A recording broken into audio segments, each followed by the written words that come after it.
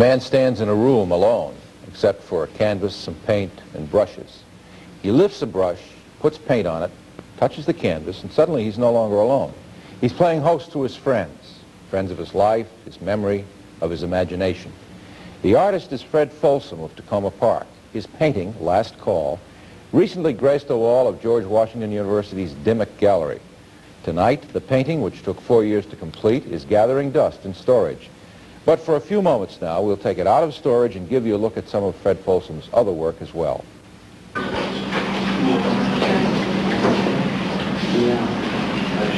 And this painting is really about individuals and seeing them and knowing them.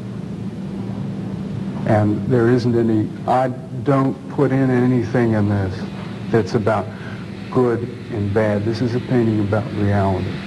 Fred Folsom's reality begins with his friends and the last call for drinks at the Shepherd Park Go-Go Club.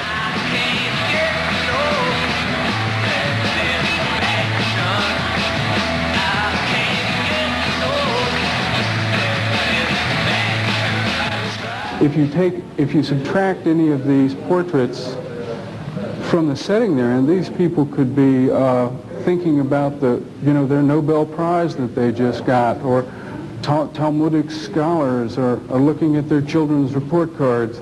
If you subtract them from the setting, they're for the most part, very thoughtful. And there's a thoughtful Fred Folsom himself in an earlier incarnation. His friend, Jim Money, a former D.C. policeman, Bill Wilson. He has many friends in Washington. And the stripper, although she is the sole center of the painting, the stripper doesn't seem to belong there. She's not very comfortable to look at. She brings up a lot of iffy qualities about what you're doing, looking at her, what she's doing there. She's a very, very ambiguous, very classical, Hellenic, very static figure. Last Call is tender but unsentimental. It is spiritual, but it doesn't preach. And like his other works, it is painted, says the artist, from an us, not a them perspective. I like people. I tried abstract art for a while, and I didn't believe my own abstract art.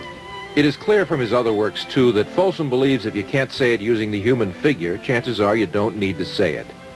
If Fred Folsom has to read something, he says, it erases itself. The letters raise up and pinwheel and leave the page. He has a learning disability called dyslexia.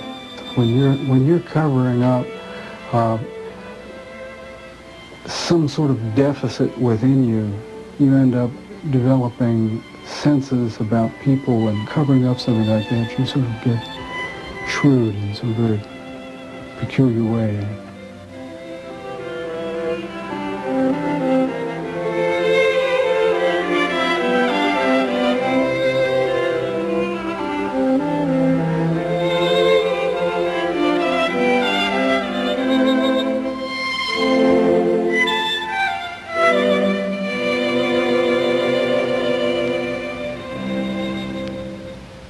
None of the paintings you've just seen is hanging in a public place tonight.